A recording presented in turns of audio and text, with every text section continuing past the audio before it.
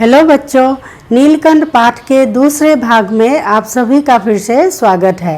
पिछली कक्षा में हमने चर्चा की थी कि किस प्रकार से मोर और मोरनी का विकास होने लगा, वे बड़े होने लगे और बहुत ही खूबसूरत दिखाई देने लगे।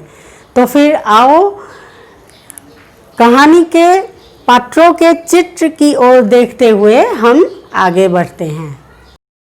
तो धीरे धीरे दिन बीतने लगे और लेखिका को पता ही नहीं चला कि कब नीलकंठ ने अपने आप को चिड़ियाघर के निवासी जीव जंतुओं का सेनापति और संरक्षक नियुक्त कर लिया और वो सारे के सारे जानवरों को अपने पीछे पीछे चलाने लगा जैसे वह उनका कैप्टन हो।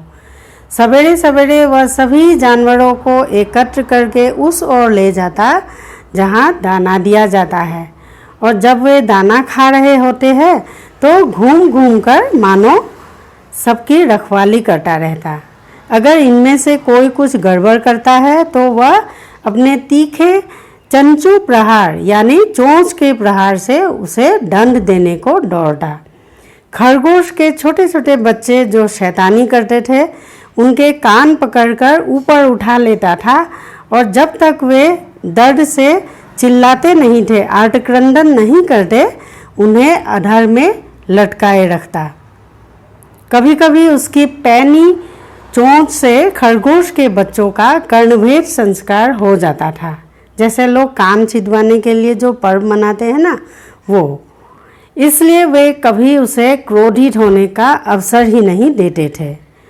वो उन सबसे बहुत प्यार भी करता था, क्योंकि जब वह अपनी पूंछ को फैलाकर जमीन पर बैठ जाता था तब वे सब उसकी पूंछ और सघन पंखों में छुआ-छुआल का खेल खेलते थे। एक दिन एक सांप जाली घर के अंदर घुस जाता है। सब जानवर भागकर इधर उधर छिप जाते हैं। केवल एक शिशु खरगोश सांप की पकड़ में आ जाता है। वह उसे निगलने का प्रयास करते हुए उसका पिछला शरीर मुंह में दबाकर रखता है और शेष आधा जो बाहर था उससे ची ची की आवाज़ बहुत धीमे स्वर में निकलती है, जो किसी को अच्छी तरह सुनाई ही नहीं दे रही थी। नीलकंठ दूर ऊपर झूले में सो रहा था। वह इतना चौकन्ना था कि उसने उस धीमे स्वर की व्यथा को पहचाना और अपने पूंछ पंख समेटकर तुरंत नीचे आ जाता है और सांप के फन पर चोंच से प्रहार करके खरगोश के बच्चे को बचा लेता है। परंतु खरगोश का बच्चा घायल होकर निस्तेज सा पड़ा रहता है। राधा क्या करती है, धीरे धीरे आवाज़ निकालकर सारे लोगों को इस बारे में सूचना देती है कि कुछ गड़बड़ है जाली घर में। तो जब सब लोग आते हैं, माली आता है, लेखिका आती है, सब लोग आते हैं, तब तक वो देखते हैं कि नीलकंठ ने सांप को मार दिया है और खरगोश का बच्चा बेहोश सा पड़ा रहता है। नीलकंठ क्या करता है, वह रात भर खरगोश के बच्चे को अपने पंखों के नीचे रखकर गर्मी देते रहता है और वह ठीक हो जाता है। नीलकंठ के लिए लेखिका ने लिखा है कि वो एक वीर पक्षी है और कलाप्रिय भी है। वह खुद भी कितना सुंदर है, कलात्मक है और साथ में वीर भी है। तो इसलिए लेखिका ने कहा है कि इसीलिए भगवान शिव जी के पुत्र भगवान कार्तिकेय ने मोर को अपना वाहन बनाया है। उसके बाद क्या होता है कि जब बारिश का मौसम आता है, नीलकंठ आकाश में मेघों के घिरते ही बहुत सुंदर तरीके से नृत्य करता है। पंखों को मंडलाकार बनाकर, इस तरीके से मंडलाकार बनाकर जब वह नाचता था तब ऐसा लगता था मानो वह लय ताल के साथ नाच रहा हो। राधा नीलकंठ के समान नहीं नाच सकती थी, लेकिन उसकी गति में भी एक छंद रहता था। वह नृत्य करती हुई नीलकंठ के दाहिनी ओर के पंख को छूती हुई बाईं ओर निकल जाती थी और बाएं पंख को छूती हुई दाहिनी ओर।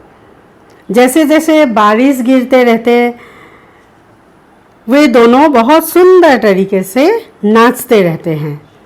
इस तरह से एक दिन क्या होता है कि नीलकंठ ने न जाने कैसे समझ लिया कि लेखिका को उसका नृत्य बहुत अच्छा लगता है। अचानक एक दिन लेखिका को देखते ही वह झूले से उतरकर नीचे आ गया और पंखों का सतरंगी मंडलाकार छाता बनाकर नृत्य की भंगिमा में खड़ा हो गया। इस तरीके से तब से वह हमेशा नृत्य की भंगिमा में लेखिका के सामने खड़ा होने लगा। प्रायः लेखिका के पास कोई न कोई देशी विदेशी अतिथि भी आते थे और नीलकंठ की मुद्रा को अपने प्रति सम्मानपूर्वक समझकर दंग रह जाते थे। कई विदेशी महिलाओं ने उसे परफेक्ट जेंटलमैन की उपाधि दे डाली थी। नीलकंठ को फलों के पेड़ों से अधिक पुष्पित और पल्लवित पेड़ ज़्यादा अच्छे लगते थे। वसंत ऋतु में जब आम के पेड़ सुनहरी मंजरियों से लद जाते थे और अशोक नए लाल पल्लवों से ढक जाता था, कुछ इस तरीके से, तो वह बहुत अस्थिर हो जाता था। नीलकंठ और राधा की सबसे प्रिय ऋतु वर्षा थी। जब आकाश में बादल उमड़ घुमड़ कर गर्जन करने लगते तब नीलकंठ उसकी ताल में नृत्य मग्न हो जाता है। बारिश के बूंदों की रिमझिमाहट के साथ साथ दोनों खूब नाचते हैं और साथ में उनकी केका का स्वर भी गूंजने लगता है। केका यानी मोर की आवाज़ को केका कहते हैं। उनकी केका का स्वर भी गूंजने लगता है। बारिश के रुक जाने पर वह दाहिने पंजे पर दाहिना पंख और बाएं पंजे पर बायां पंख फैलाकर सुखाता है। कभी कभी वे दोनों एक दूसरे के पंखों से टपकने वाले बूंदों को चोंच से पी पी कर पंखों का गीलापन दूर करते थे। इस तरह से दोनों एक दूसरे का साथ निभाते हैं और दोनों में बहुत ही लगाव एक दूसरे के प्रति बढ़ता ही जाता है। और एक दिन इनके इस प्यार की रागिनी में एक बेमेल स्वर बज उठता है, यानी उनके बीच एक नई मोरनी का आगमन होता है। ये तीसरी मोरनी है जिसके आने से इन दोनों के प्यार में कमी होने लगती है। अब ये मोरनी कैसे आई ये जानते हैं। क्या होता है कि एक बार लेखिका अपने किसी काम से वहीं बड़े मियाँ की दुकान के पास से गुजरती है तो बड़े मियाँ उन्हें रोक के कहते हैं कि एक शिकारी एक मोरनी को पकड़ के लाया है जिसके पंजे बुरी तरह से घायल हो चुके हैं, तो आप इसे खरीद लीजिए। तो लेखिका ने उसे 7 रुपये देकर खरीद लिए और अपने घर लाकर उसकी मरहम पट्टी करती रही। 1 महीने तक उसको अपने कमरे में रखती है तो मोरनी अपने ठूठ जैसे पंजों पर डगमगाती हुई चलने लगती है, क्योंकि उसके पंजों की उंगलियां टूट चुकी थी और इसलिए टेढ़ी मेढ़ी ही रही। तब उसे जाली घर में पहुंचाया गया और नाम रखा गया कुब्जा। नाम के जैसे ही वह स्वभाव से भी कुब्जा ही प्रमाणित हुई। अब तक नीलकंठ और राधा साथ रहते थे। अब कुब्जा उन्हें साथ रहते देखते ही मारने को दौड़ी। चोंच से मार मार कर उसने राधा की कलगी नोच डाली, पंख भी नोच डाले। वह नीलकंठ को राधा के साथ नहीं देख पाती थी। धीरे धीरे नीलकंठ और राधा के प्यार में दरार पड़ जाती है। नीलकंठ कुब्जा से दूर भागता था, लेकिन कुब्जा उसके साथ रहना चाहती थी। जालीघर के किसी भी जीव जंतु से उसकी दोस्ती नहीं थी। किसी को भी वह नीलकंठ के पास नहीं आने देना चाहती थी। उसी बीच राधा ने 2 अंडे दिए जिनको वह पंखों में छिपाए बैठी रहती थी।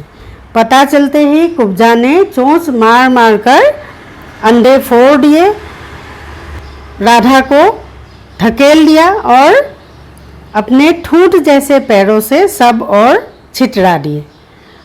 राधा की दूरी से बेचारा नीलकंठ बहुत ज़्यादा उदास रहने लगा।